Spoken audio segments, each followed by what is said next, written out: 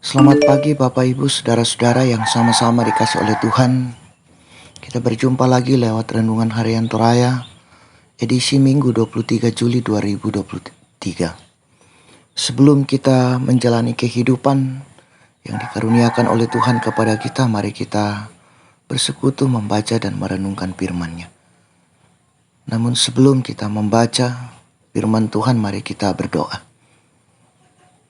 Ya Tuhan, di pagi ini kami mengucap syukur kepadamu.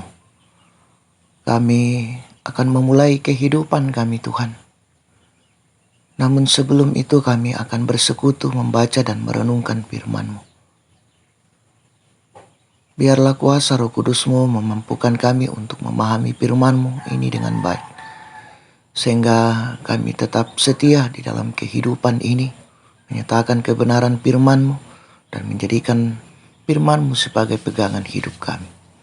Bersabdalah ya Tuhan, kami siap mendengarkan firman-Mu. Di dalam nama Yesus Kristus, itulah Tuhan dan Juru Selamat kami yang hidup. Amin. Bacaan firman Tuhan pada saat ini dari Roma pasal 8 ayat 18 sampai dengan 25. Ayat yang ke-18 saya akan bacakan. Firman Tuhan berbunyi, sebab aku yakin bahwa penderitaan zaman sekarang ini tidak dapat dibandingkan dengan kemuliaan yang akan dinyatakan kepada kita. Amin. Judul renungan kita, pengharapan yang tidak mengecewakan. Saudara-saudara, janji yang mengecewakan dan PHP seringkali dialami oleh konsumen online demi memuaskan keinginan memiliki barang baru.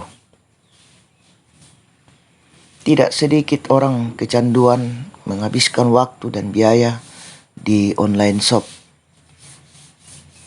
Pada awalnya gambar dan foto indah dan bagus, namun akhirnya tidak jarang berujung kekecewaan.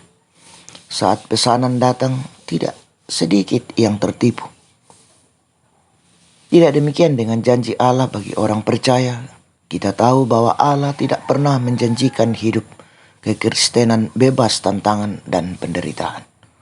Tetapi kepastian janjinya adalah Allah akan setia menyertai kita dalam berbagai penderitaan dan kesengsaraan.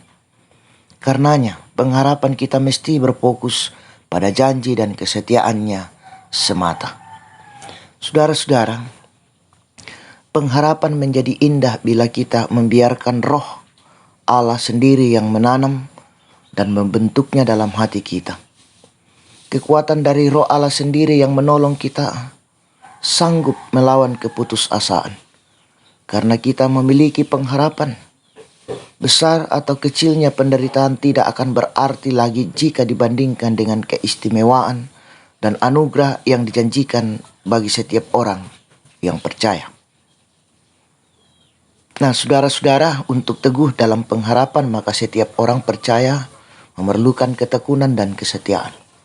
Kita perlu tekun dan setia menaruh harap pada kasih setia Allah yang tetap beserta kita dalam menghadapi berbagai kesengsaraan, penderitaan, tantangan, dan pergumulan. Hidup kekristenan bukan berarti terbebas dari segala penderitaan, tetapi melalui iman dan pengharapan kita, yakni bahwa kesengsaraan melahirkan ketekunan. Ketekunan menimbulkan tahan uji menimbulkan pengharapan, dan pengharapan dalam Kristus tidak mengecewakan. Amin firman Tuhan. Mari kita berdoa. Ya Tuhan, kami bersyukur kepadamu pada saat ini. Engkau memberikan waktu bagi kami untuk menghampiri kekudusan-Mu, membawa seluruh kehidupan kami, dan kami mendengarkan firman-Mu dalam persekutuan kami pada saat ini. Kami diingatkan untuk senantiasa memiliki pengharapan, memandang Engkau di dalam kehidupan ini. Allah Bapa di dalam sorga, kami serahkan seluruh kehidupan kami hari ini Tuhan. Rencana hidup kami, tanggung jawab kami di tengah-tengah kehidupan ini. Biarlah Engkau memberkatinya Tuhan, dan memberikan kesehatan, kekuatan kepada kami, kemampuan untuk menyatakan kehidupan yang Engkau karuniakan kepada kami. Allah Bapa dalam sorga, kami serahkan kehidupan kami ke dalam tangan pengasihan-Mu. Ampunkan salah dan dosa kami.